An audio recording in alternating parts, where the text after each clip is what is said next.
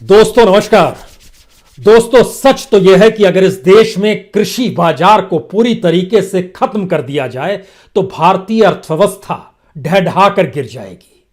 और अब जब किसान कल एक लिहाज से आखिरी राउंड की बातचीत करने सरकार के पास जा रहे हैं तो इस देश की अर्थव्यवस्था में इस देश के ग्रामीण भारत की और इस देश की कृषि अर्थव्यवस्था की कितनी बड़ी भूमिका है, या फिर मौजूदा वक्त में स्थिति इस देश के सामने ऐसी आ गई है कि सरकार की नजर, कॉरपोरेट की नजर, इंडस्ट्री की नजर पूरी तरीके से इस देश की किसानी पर लगी हुई है।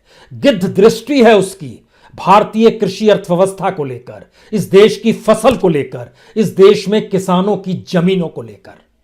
और हमें लगता है कि यह बातचीत से कुछ घंटे पहले जब इस देश की अर्थव्यवस्था का पूरा खाका आप समझ पाएंगे, तब आप समझेंगे कि इस देश में सरकारों ने किस तरीके से खिलवाड़ इस देश की अर्थव्यवस्था के साथ किया है।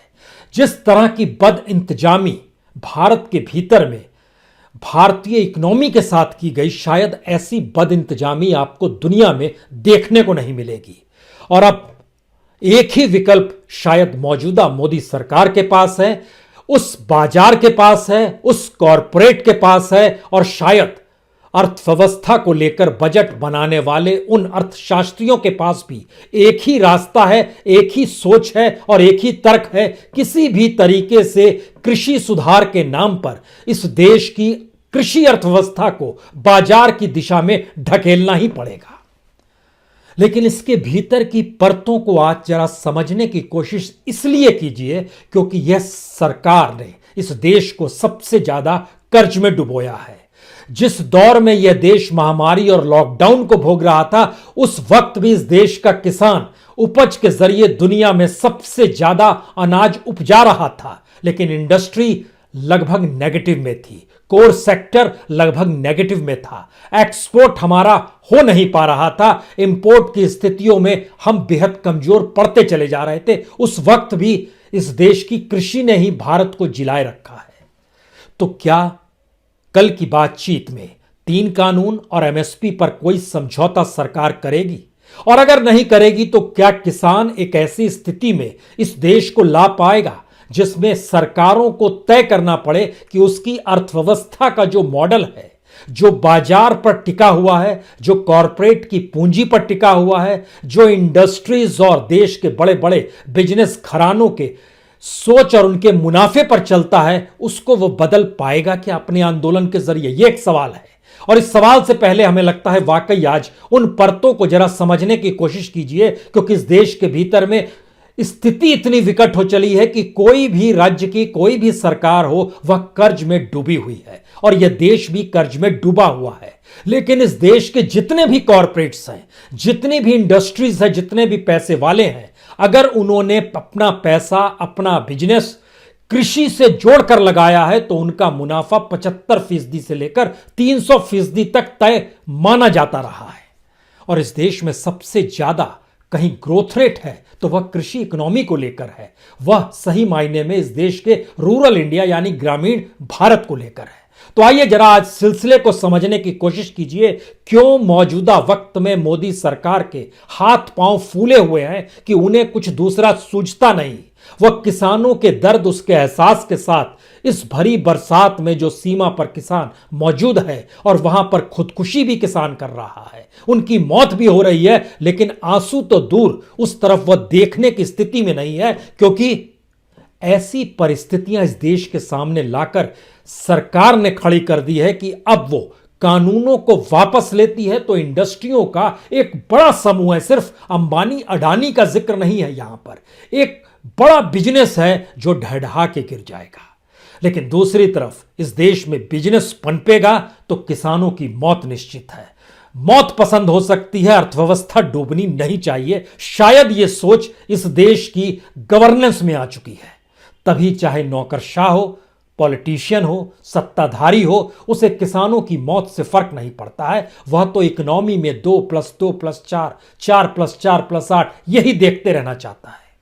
इस देश का सच यह है कि मौजूदा वक्त में इस देश के ऊपर जो अंतर्राष्ट्रीय कर्ज है, यानी एक लिहाज से नेशनल डेब्ट है, राष्ट्रीय कर्ज जो है वह तकरीबन 162 लाख करोड़ का है, यानी 2219.37 बिलियन डॉलर। जी, 162 लाख करोड़। और जिस वक्त मोदी सरकार सत्ता में आई थी 2014 में, उस समय कर्ज में भारत डूबा हुआ था 84 लाख करोड़। 84 लाख करोड़ से बढ़कर 162 करोड़ पर पहुंच गए हैं। और आने वाले 2 साल में जो कर्ज लेने को बात पर सहमति हो चलती है कि आईएमएफ से इतना लेंगे, वर्ल्ड बैंक से इतना लेंगे, या दुनिया के कई विकसित देशों से हम कितना कर्ज लेंगे, उसकी भी लाइन अगर खींच दी जाए तो 2022 तक भारत के ऊपर कर्ज होगा 197 लाख करोड़। इतना कर्ज, और कर्ज लगातार बढ़ते जा रहा है। 2014 के बाद से 84 करोड़ से 162 करोड़ पर पहुंच चुके हैं।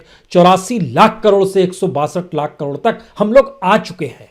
और इसी दौर में जो तमाम राज्य जो आज की तारीख में, चाहे वो उत्तर प्रदेश हो, चाहे कर्नाटक हो, चाहे तमिलनाडु हो, चाहे आंध्र प्रदेश हो, चाहे तेलंगाना हो, जो इस सरकार के सामने चू चपड़ नहीं कर पा रहे हैं किसानों के बिल को लेकर, एमएसपी को लेकर, उनका अपना सच क्या या किसी भी सरकार का अपना सच क्या है।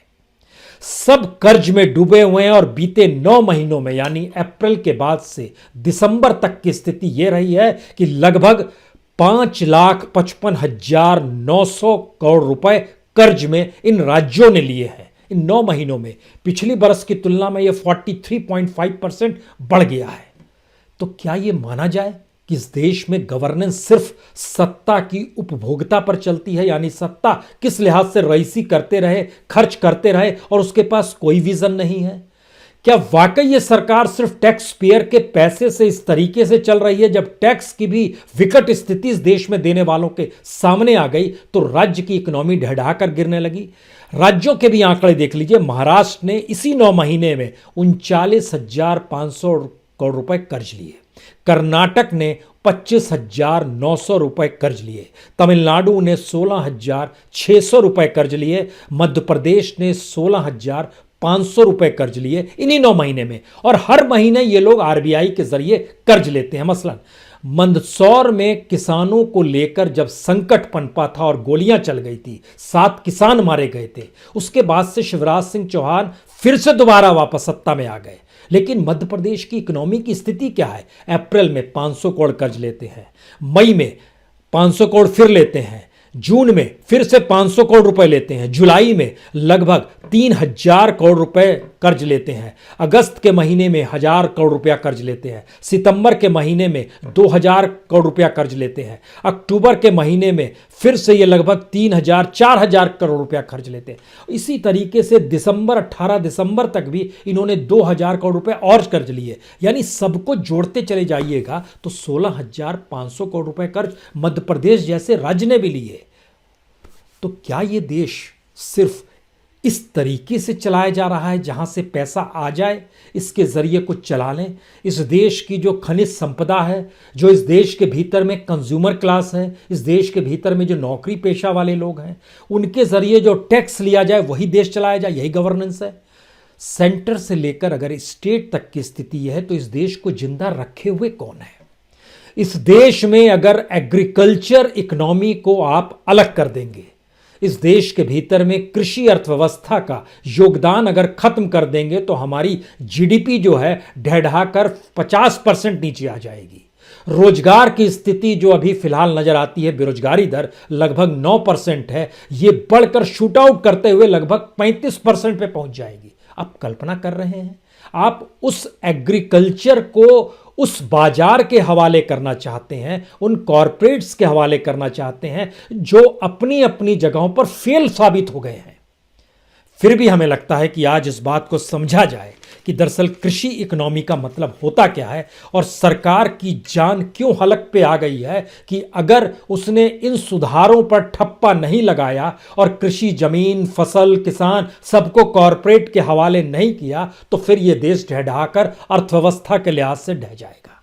और इस सरकार के पास विजन नहीं है कि इकोनॉमी को कैसे डेवलप किया जाए। शायद इसीलिए जरा समझने की कोशिश कीजिए कि इंडियन रूरल मार्केट साइज, जो भारत के ग्रामीण भारत का जो बाजार है, उसका साइज 21वीं सदी की शुरुआत में 2000 में सिर्फ 1,25,000 करोड़ का था।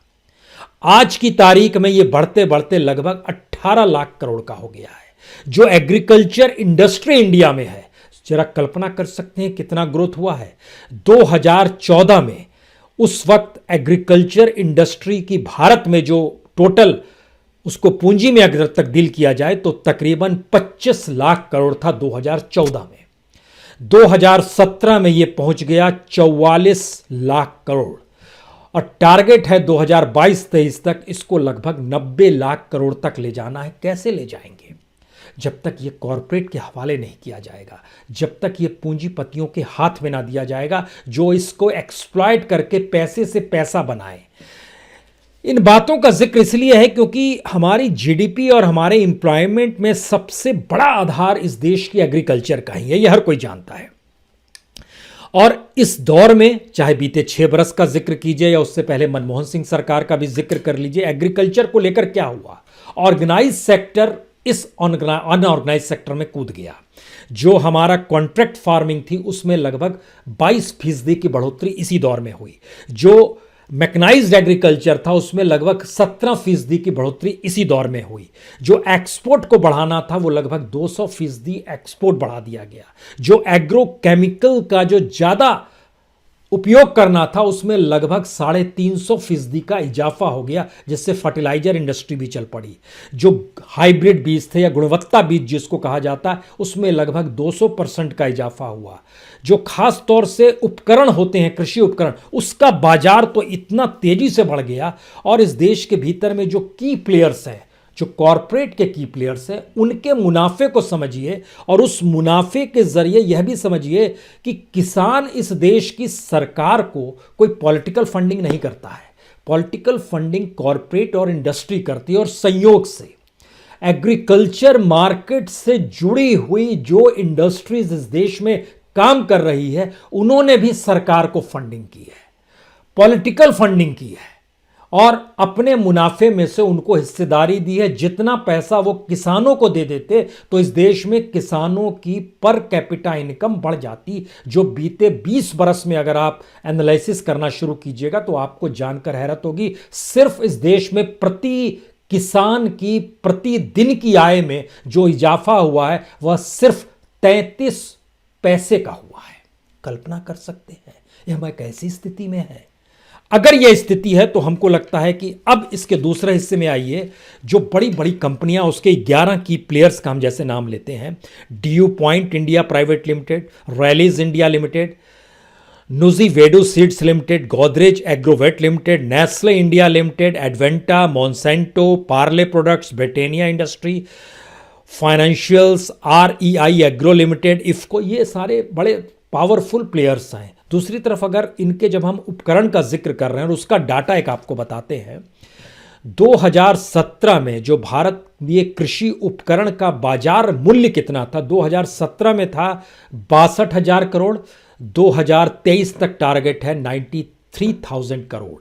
अब आपको जहन में आना चाहिए कि अगर आप 2014 में चले जाते हैं तो उस वक्त यह सिर्फ 40,000 करोड़ का था। यानी कृषि उपकरण का बाजार इस दौर में दुगना हो गया, फर्टिलाइजर का बाजार दुगना हो गया, सीड्स का बाजार वो तो कई 300 गुना ज्यादा से मुनाफा दे रहा है। हर बाजार बढ़ रहा है लेकिन किसान की आय नहीं बढ़ रही है, ये थोड़ा ध्यान देते चलिएगा। और जबकि हर कोई जानता है कि इस देश में लगभग 50 से 60% जनसंख्या जो है वो एग्रीकल्चर पर है। वह इस देश की पॉलिटिकल पार्टीज के लिए वोट बैंक के तौर पर होती है और सरकारें इसीलिए कहती हैं हम आपको सब्सिडी दे रहे हैं ना, इलेक्ट्रिसिटी में देते हैं सब्सिडी, पानी में देते हैं सब्सिडी, जो आप एग्रीकल्चर मशीनरी लेते हैं उसमें हम GST कम से कम लगाते हैं, जो एग्रो केमिकल लेते हैं उस पर हम आपको कम से कम GST लगाते हैं, हाइब्रिड सीड्स का आपको मिल जाता है उस पर सब्सिडी देते हैं। और इतना ही नहीं, जो आपकी आय होती है उसको भी हम टैक्स फ्री कर देते हैं। लेकिन जो आय टैक्स फ्री करते हैं, इस देश में किसान जो कमाता है, अगर उसको औसत में आप कन्वर्ट कर दीजिएगा तो उसकी कमाई इतनी है ही नहीं कि वो टैक्स दे पाए, क्योंकि जो टैक्स का जो स्लैब्स तय किया गया है उसमें आपकी अगर सालाना 5 लाख तक की कमाई है तो आपको टैक्स देने की जरूरत नहीं है। और उसकी आय 5 लाख तक होती ही नहीं है तो किसकी होती है? और टैक्स फ्री का लाभ किसको मिलता है? टैक्स फ्री का लाभ किसानी और फसल के जरिए जो कॉरपोरेट्स और इंडस्ट्री कमा रहे हैं उनको टैक्स फ्री होने का लाभ मिलता है, और उसकी एवज में वो टैक्स फ्री कंटिन्यू करती चले जाए या उसका हर मुनाफा एग्रीकल्चर इकोनॉमी से जुड़ा हुआ नजर आए, इसको लेके सरकार की पॉलिसी उसके अनुकूल हो जाए, इसकी एवज में कुछ कमीशन पॉलिटिकल पार्टी को फंडिंग के तौर पर दे दिया जाए और बॉन्ड्स के तौर पर दिया जाए, खरीद वो देंगे या फिर यूं ही देंगे। एक लंबी फहरिस्त है इसकी जो आपको बार बार हम कहते हैं एडीआर की फाइल में मिल जाती है। एसोसिएशन फॉर डेमोक्रेटिक रिफॉर्म और राइट्स जो है उसके जरिए आपको मिलकर आएगा, समझ में आएगा कि जो रिफॉर्म की दृष्टि में वह पूरा का पूरा हिस्सा जो है बताता है कि किन किन ने कितना कितना पैसा दिया। लेकिन आज जिक्र इसका नहीं। भारत के भीतर में जो ओवरऑल कृषि उपकरण का बाजार जो लगभग मौजूदा वक्त में 75,000 करोड़ का हो चला, ये दुनिया में भी बड़ी तेजी से फैला है। दुनिया में आज की तारीख में लगभग 16 लाख करोड़ का बाजार है इस सिर्फ कृषि उपकरण का। उसमें भारत के भीतर में ये खप जाता है 75,000 करोड़ का। अब 75,000 करोड़ में क्या क्या हो सकता है और क्या वाकई एमएसपी भी दी जा सकती है, नहीं, एक दूसरी स्थिति है। लेकिन इसके साथ समझिए कि किसान कितनी मेहनत करता है और किस तरीके से वो अनाज उपजाता है, और दुनिया में भारत सबसे ज्यादा मूल्य का अनाज उपजाता है। इस स्थिति को अगर समझना चाहें कि किस रूप में उपजाता है, उसका पहले एक डाटा देखिए, फिर आप समझ पाएंगे कि सरकार क्यों चाहती है कि अब मजदूरों की जरूरत ना पड़े, इक्विपमेंट से अनाज उपजाया जाए। यहां पर सिर्फ सरकार को किसानों से जमीन चाहिए, वो तभी मिल सकती है जब कॉन्ट्रैक्ट फार्मिंग में किसान बर्बाद होने लगे और 2 जून की रोटी के लिए अपनी जमीन बेचने की स्थिति में आ जाए। यह भी स्थिति लाना चाहती है सरकार, क्योंकि प्रोडक्शन रेट तभी बढ़ेगा जब एग्रीकल्चर जमीन पर किसानों का भार कम हो जाए और वो पूरी तरीके से मार्केट बेस्ड हो जाए और मार्केट सीधे वहां से सामान उठाए और मार्केट में ले आए। इसका सवाल सिर्फ गोडाउन जो अडानी से जुड़ा है, रिटेल सेक्टर जो अंबानी से जुड़ा है, उसका भर नहीं है। अलग अलग प्रोडक्ट्स को, एग्रो प्रोडक्ट्स को अपने तरीके से किस रूप में सेल किया जाता है, प्रोसेसिंग में कैसे सेल किया जाता है, किस रूप में एक्सपोर्ट किया जाता है, इसका बाजार बहुत बड़ा है। 19-20 में फूड प्रोडक्शन भारत में होता है 295 मिलियन टन, इस साल बढ़कर 298 मिलियन टन हो गया। हॉर्टिकल्चर जो है सोचिए कितना ज़्यादा होता है। लास्ट ईयर का डाटा बताता है कि 320 मिलियन मीट्रिक टन हॉर्टिकल्चर का हुआ।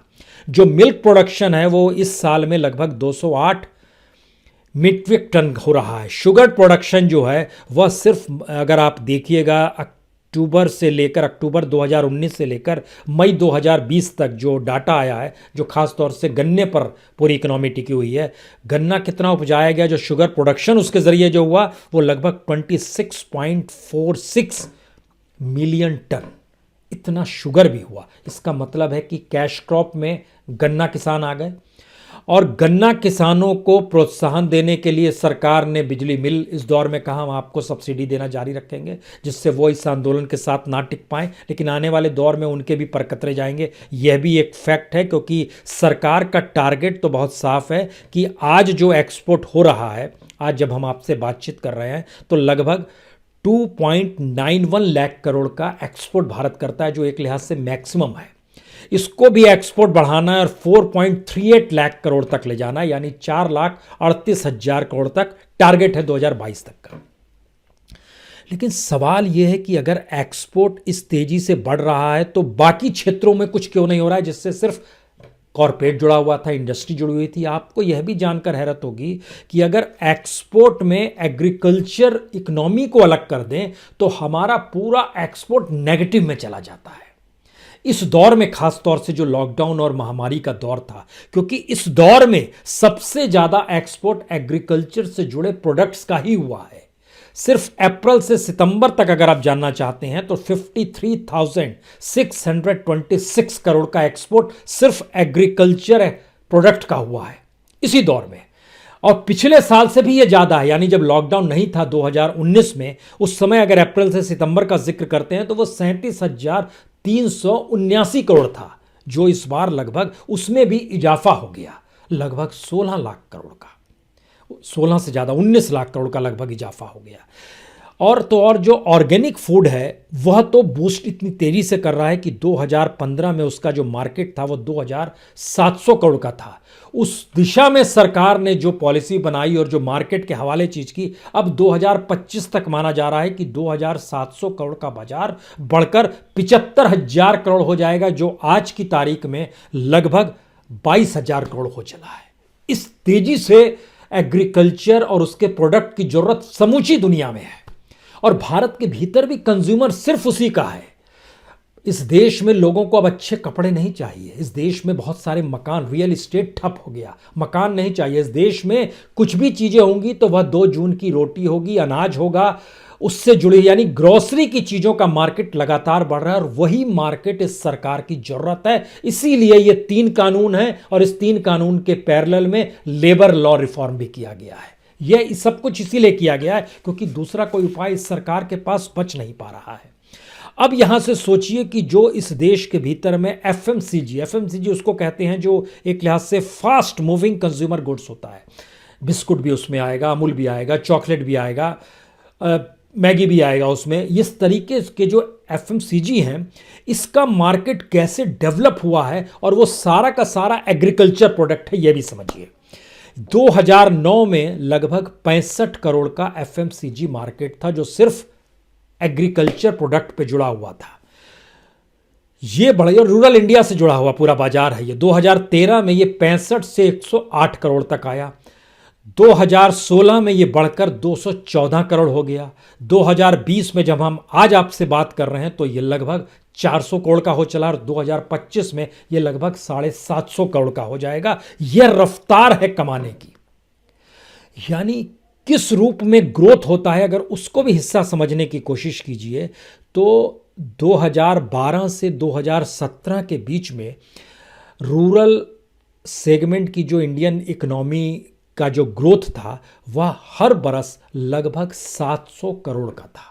हर बरस उसमें ग्रोथ हो रहा था 700 करोड़, जो रूरल सेगमेंट की इंडियन इकोनॉमी थी। और उसके बाद अगर 2017 के बाद से आइएगा तो एवरेज बीते 4 बरस में निकल कर आता है लगभग 1800 करोड़। जी, 1800 करोड़ एवरेज निकल कर आता है। ये है पर ईयर ग्रोथ। किसी इंडस्ट्री में होगा, किसी जगह पर यह स्थिति आएगी? नहीं आएगी। यानी इस देश के भीतर में अगर किसान ये सोच ले कि वह अनाज सिर्फ अपने लिए उपजाएगा और इस देश में किसी इंडस्ट्री को नहीं देगा, 1 साल के लिए अगर वो पेट बांध कर रह गया तो इस देश की वह पूरी इकोनॉमी ढह कर गिर जाएगी, जो कि एग्रीकल्चर पर टिके हुए उस मार्केट के लिए पॉलिसी बना रही है जिसको किसानी नहीं करनी है, जिसको मेहनत नहीं करनी है। वो पैसा लेकर जाता है और पैसा लेकर वहां से अनाज खरीदता है। दूसरा सवाल यहां पर होना चाहिए, वो पैसा कहां से लेकर जाता है, उसके पास पैसा कहां से आता है। इस देश में बैंकों को लेकर जो पॉलिसी बनी हुई है और कर्ज देने को जो पॉलिसी बनी हुई है, वह किसानों को कर्ज जो देते हैं वह एवरेज जब आप निकालिएगा तो आपको पता चलेगा एवरेज निकलता है लगभग 45,000 रुपए। बैंक 45,000 रुपए एक किसान को अगर एवरेज कर्ज दिए हुए है तो इस देश में कॉरपोरेट का जो एवरेज कर्ज है, जिससे जुड़ी हुई तमाम एग्रो कंपनीज है, वो तमाम कृषि उपकरण से जुड़ी हुई कंपनी है, फर्टिलाइजर से जुड़ी कंपनी है, सीड से जुड़ी हुई कंपनी है, उनका जो एवरेज वो बैंकों से लोन ले लेते हैं, वह लोन तकरीबन एवरेज के तौर पर जो बैठता है वह सिर्फ और सिर्फ 60,000 करोड़ रुपया बैठता है। आप कल्पना कर रहे हैं 60,000 करोड़ रुपया हर फील्ड का अगर आप बांट रहे हैं और उसके जब भीतर में घुसेगा प्रति कॉरपोरेट, तो आपके सामने एवरेज निकल कर आएगा लगभग 5,500 करोड़। यानी यहां पर 45,000 एक किसान को, 5,500 करोड़ एक कॉरपोरेट को एवरेज, जो एग्रीकल्चर से जुड़े हुए हैं, एग्रो फील्ड से जुड़े हुए हैं, एग्रीकल्चर इकोनॉमी से जुड़े हुए हैं। और हर फील्ड को जब आप डिफाइन कीजिएगा, सीड्स का अलग कीजिएगा, फर्टिलाइजर को अलग कीजिएगा, कृषि उपकरण को अलग कीजिएगा, इंश्योरेंस को अलग कीजिएगा, तो आपके जहन में आएगा इनको दिया जाने वाला एवरेज लगभग 60,000 करोड़ का है प्रति फील्ड में एवरेज। यह स्थिति है। तो किसानी पर आप खर्च क्यों नहीं करते हैं?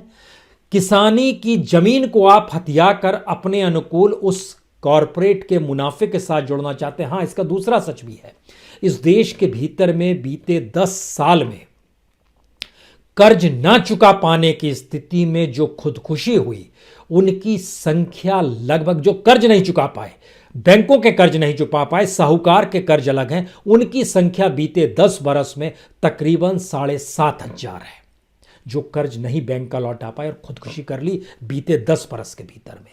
लेकिन इन्हीं बीते 10 बरस के भीतर में जो एग्रीकल्चर इकोनॉमी से जुड़े हुआ कॉरपोरेट था, जिसने पैसा नहीं लौटाया, उनकी तादाद लगभग 12,000 है, जो छोटे मोटे हैं और कर्ज नहीं लौटा पा रहे हैं, नहीं लौटाते हैं। कुछ तो ज़्यादा कर्ज ले लेते हैं तो विलफुल डिफॉल्ट हो जाते हैं, यानी हम पैसा नहीं लौटा पाएंगे, तो सरकार उनके लिए एक नई पॉलिसी लेकर आती है, कहती है इसको बैंकों की आप अपनी बुक से इसको हटा दीजिए, कम से कम 500 करोड़ तक का आंकड़ा तो हटा दीजिए। तो 500 करोड़ तक का आंकड़ा सरकार बैंकों के बुक से हटवा देती है उन कॉरपोरेट्स के लिए जो कॉरपोरेट्स धंधा करते हैं इस देश की एग्रीकल्चर प्रोडक्ट को लेकर। लेकिन एग्रीकल्चर उपजाने वाला किसान जो है, एवरेज अगर 45,000 रुपए को कर्ज लिए हुए, वह नहीं मिटाया जाता है और वो खुदकुशी कर लेता है। किसानों को बातचीत करते वक्त ये समझना होगा, और अगर बातचीत फेल होती है तो आने वाले वक्त में आंदोलन की रूपरेखा इस देश में को कैसे अपने भीतर समाहित कर लेगी और आंदोलन इस देश में कैसे समाहित हो जाएगा, यह वक्त के साथ धीरे धीरे समझ में आएगा। लेकिन यह समझना होगा, क्योंकि इस दौर में सरकार की आंखों में ना तो आंसू है, ना उसके दिल में कोई धड़कन है। ठंड भरी रात है, बरसात हो रही है, किसान खुदकुशी कर रहा है। उस खुदकुशी में भी एक उम्मीद है कि मेरी मौत के बाद सरकार जाग जाएगी। ये अगर खुदकुशी नोट में लिखा हुआ है तो इससे दर्दनाक कुछ हो नहीं सकता है। और शायद ये एक ऐसी परिस्थिति में यह देश आकर खड़ा हो चला है जहां पर सरकार को लगता है कि अर्थव्यवस्था को पटरी पर लाने के लिए इस देश में एग्रीकल्चर रिफॉर्म के नाम पर किसानी को खत्म करना है, कॉरपोरेट के हवाले करना है। और दूसरी तरफ किसानों को अब लगने लगा है कि खुद को खत्म कर लें, लेकिन इस देश में एग्रीकल्चर को खत्म नहीं होने देंगे। यह उसकी एक आखिरी लड़ाई है।